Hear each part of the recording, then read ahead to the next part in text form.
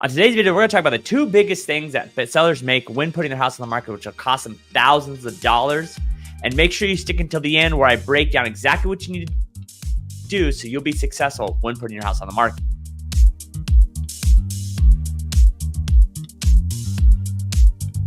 Everyone, Adam Schwarz here. On today's video, I'm going to show you down the last 90 days of houses that have sold in Riverside, which ones sold above, below, and at asking price, broken down by every 10 days so you can see a better idea when putting your house on the market, why pricing and when you put on your house on the market are the two biggest things.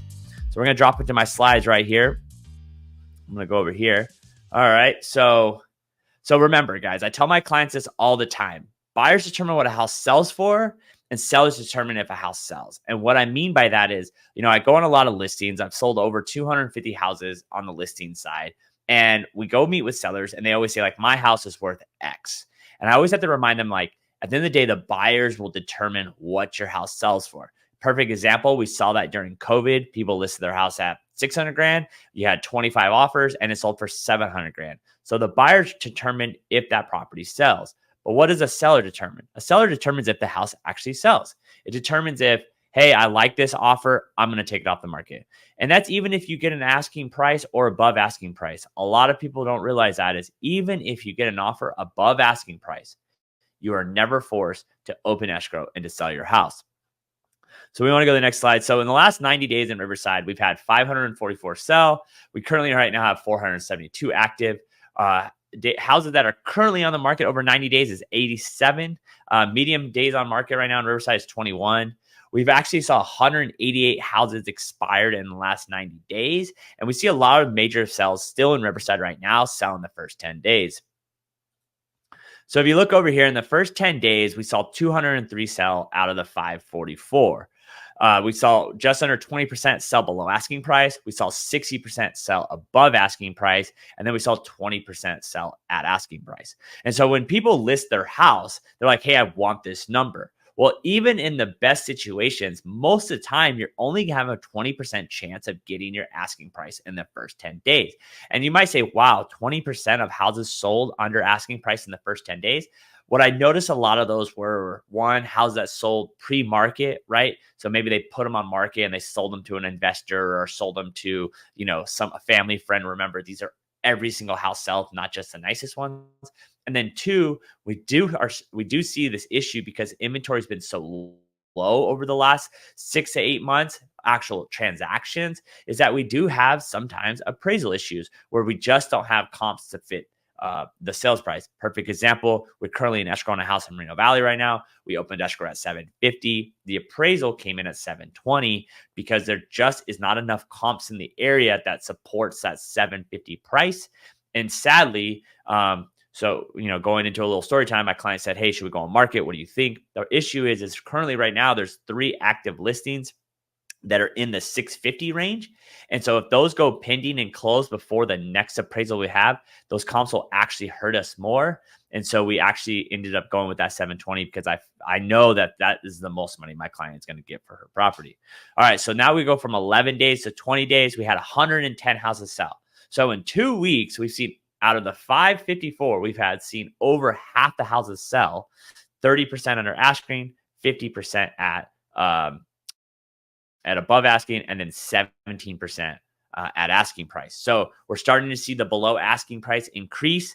Obviously, those people going below asking price at that point are two things. Probably appraisals is definitely going to be one of them. And two, that people that really need to sell, they need to move that property quick. All right. So now this is when the big jump we see when it comes to below asking price. So before 21 days, say you're at 21 days, right? We see that, you're still, if we want to go back to look at the numbers, we're at 30%. Well, boom, after 21 days, you see a jump up to 63% of houses sell below asking price. So that's what I'm trying to say. As you stay on the market longer, the odds are against you of getting above or at asking price. Why is that? Well, the reasoning is two things. One, like I said, buyers determine what a house sells for. Two, sellers get more desperate because they're normally in this kind of market with such low interest rates that people that are selling right now have to sell, maybe divorces, probates. I mean, someone passes away, job transfers, so they get a little bit more desperate. And so the thoughts of if you're putting your house on the market and you're trying to tell yourself like, hey, I can wait, or I'm going to wait for a higher offer or a better offer, the stats are just against you. And that's why it's so important to look at the numbers. Yes. Is there still a chance you're going to get over asking price? Yeah, 24%. Is there still a chance you might get asking price? Yes, that's still 12%. But there now is from 30% to 60% chance of going under asking price just in a span of an extra 10 days. So we kind of see the stats roughly stay the same from 31 to 40. This is when we see another big jump, almost from 41 days to 50 days. We see a jump up to 80% below asking price. If you notice, sold at asking price is down to 3%. So that's the biggest thing I've seen, is that as houses sit on the market, the chance of you getting your asking price are very slim to none based on the percentages and the stats. 51 to 60 days, you see roughly 77%. This is a huge jump, right? From 61 to 90 or to 70 days, 95% chance below asking price. 95%. So if you're currently on the market right now and you're at that 61 to 70 day mark, you're at this crossroad there. You're going to sell below asking price, or it's time for you to take house off the market. Like all those houses that didn't sell, 188 houses that didn't sell, that expired or were taken off the market in the last 90 days. Those were sellers who were like, hey, I don't need to sell. I didn't get the price I wanted, so I'm just going to go off market. All right, same kind of change, 71 to 80 days, 94. And then here is a little bit of a different. And the only reason why these numbers are skewed a little bit, and you see that 12% increase in above asking price, is at this point in time, only 8 houses that were sold in that week. So when there's less houses sold, obviously the percentages, I think at that time, only 7 houses sold below asking price and 1 sold above asking price. All right. So out of the 544 houses that sold in the last 90 days in Riverside, we saw 43% sell below, 40% sell at asking, and 14% sell at asking price. All right. And so when you put your house on the market, the odds of you getting your asking price is roughly 15%. So that means you should plan on selling above that price or below that price. And that's why pricing your house is a starting price, is a marketing price. It is not the price that you're going to sell. And the numbers just show it. The number shows that on 14% of the time, you're going to get asking price. That's it, 14%. So if we look at this chart right here, obviously you see the big increase, from 0 to 10 days. We see above asking prices obviously dwindles down. And then if you see, 51 to 90 days, mostly everything is below asking price. All right. So in the houses that sold in the first 10 days, that sold below asking price. So I went back and looked at every house in the first 10 days that sold below asking price. The average difference on the average income of houses sold below asking price and what they sold for was just under 23,000. The median was 15,000. So then I took the same amount of numbers. So obviously I took from the same amount of numbers of the houses sold at 10 days under, I went back and I worked 90 days back. So if you take the same amount of number of houses, the difference average price when you take the 70 to 90 houses, same amount of numbers, same amount of houses, is $73,000 they sold below asking price on average, $73,000 below. And on the medium, so average versus medium is $50,000. And so why does that happen? Obviously, what people don't understand now is buyers and sellers, they're both more educated than they've ever been before. Information is irrelevant for everyone. Even for me, like some clients, when we go look at a house, have looked into every single thing in that house. Who were the last 10 owners? How long the house was? All the permit. Why do they do that? Because the information is possible. The reason why, for me personally, what we do is after you like the house, then we go do our research. Because if I'm showing you 10 houses, I just don't have enough bandwidth to look at every little inch of the property. But it's crazy is, I've had clients even find the owners on Facebook and see who lives in the house, because they can obviously see the name of the people that currently own this house. So the one other thing that we're not talking about, so we obviously see the big price drop, 73,000 and 50 medium. But the bigger thing that you're also not thinking about is when you're doing a real estate transaction, it's not just purchase price that we're negotiating, right? So we have requested repairs and now buyer's agent's commission. And so now if I have a house sitting on the market, one, the odds show me that I'm probably going to go below asking price. And then 2, now buyers know they can maybe ask for credits, get the buyer's agent if I'm a buyer's agent and I show a house and it's been on the market for 60 days and I have the ability to have my client come in at asking price, well, now I'm more valuable to that seller. So now me bringing this buyer to you is worth more than if your house has been on the market 3 days and you have 10 offers. And so as a buyer's agent and I'm having the seller pay my commission, now I'm worth more. So I can ask for more money. Then when it comes to request for repairs, we can ask for all the repairs because I know that you don't have any other offers. I know that the chance of you going back on market and finding someone else is very unlikely. And so it's not even though you're going to get below asking price when you sit on the market long, you now lose what we call its leverage. We lose the ability to negotiate. It's really hard as a listing agent to negotiate against a buyer when we've been on the market 60 days and we don't have any other offers. But it's a lot easier if we price correctly and we do what we're supposed to do in the first week.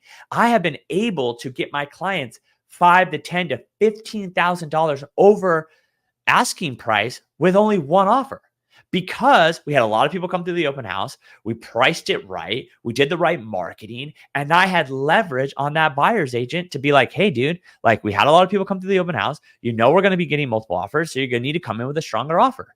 Or I get two offers and then I can able to negotiate against each other. And then when we go to request for repairs, I can say like, hey, listen, those request for repairs are pretty aggressive. We'll fix 1, 2, and 3, but 5, 6, and 7, we're just not going to do it. And it'd be like, we have multiple offers. We've already reached out back to those other agents to see if they're still interested, and they are because inventory is so low.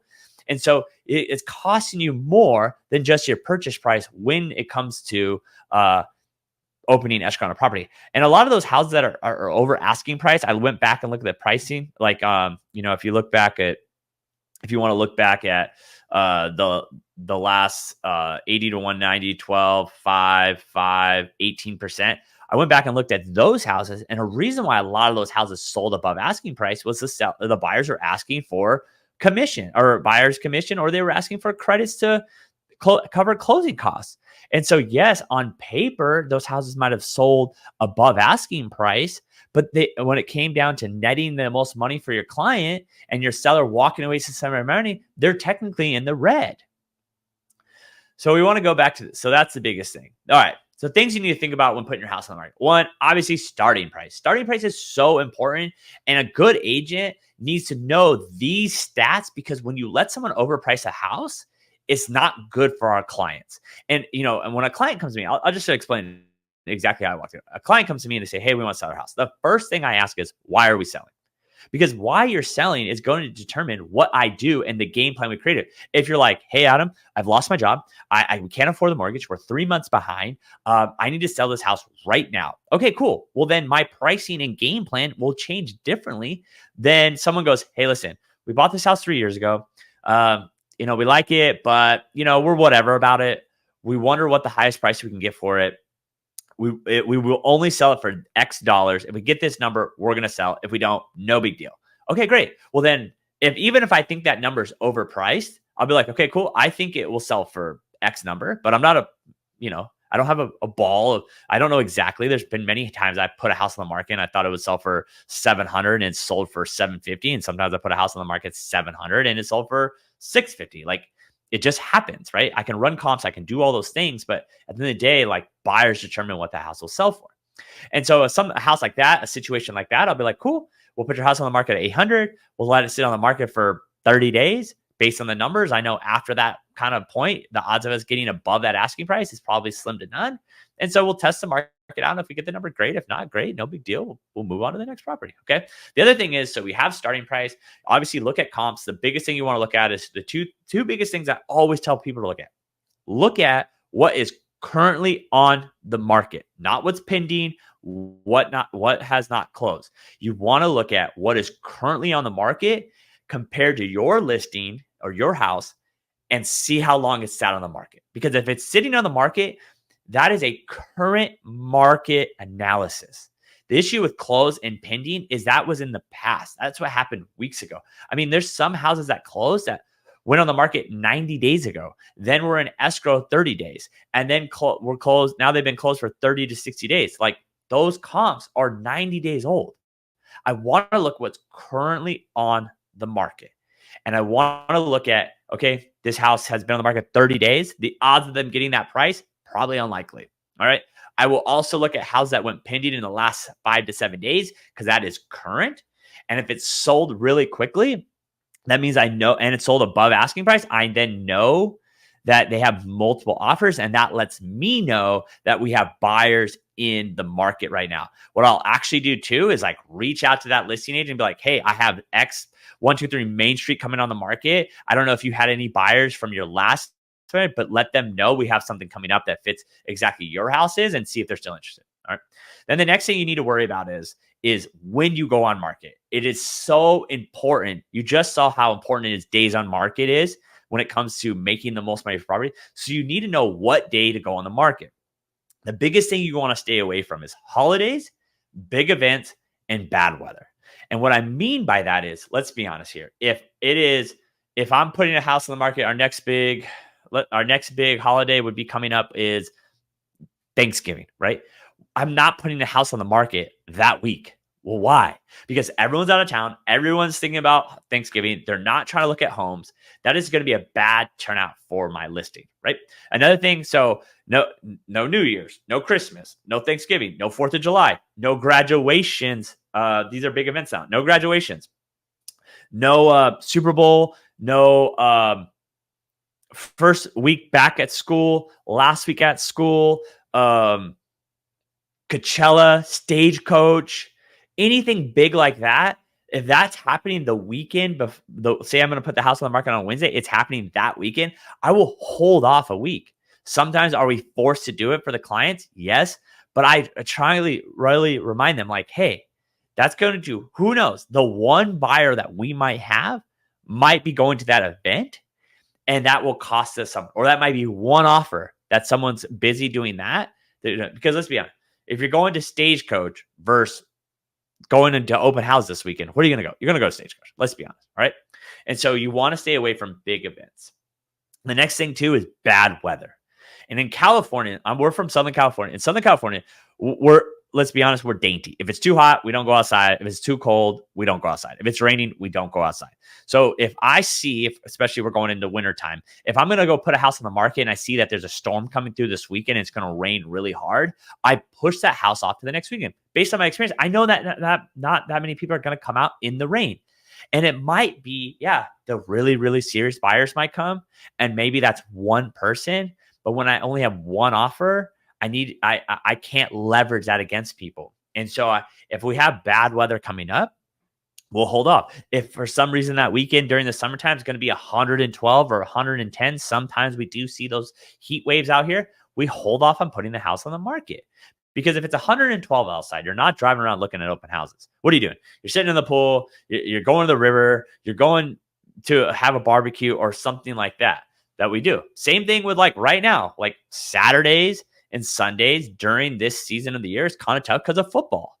And so we kind of, we know what fans are in this area. So we have Raider fans, we have 49er fans, we have Chargers fans, we have Ram fans, right? And so sometimes we'll work our schedule around those games, right? Say playoff times come up. Well, playoffs, when one of those teams are in here, that's going to distract a lot of people from coming to your house. So it's all these little things that add up to what is the most important when it comes to selling your house and getting top dollar. All right. So I want to thank you for taking the time to watch this video. If you have any questions, please set up a call for us.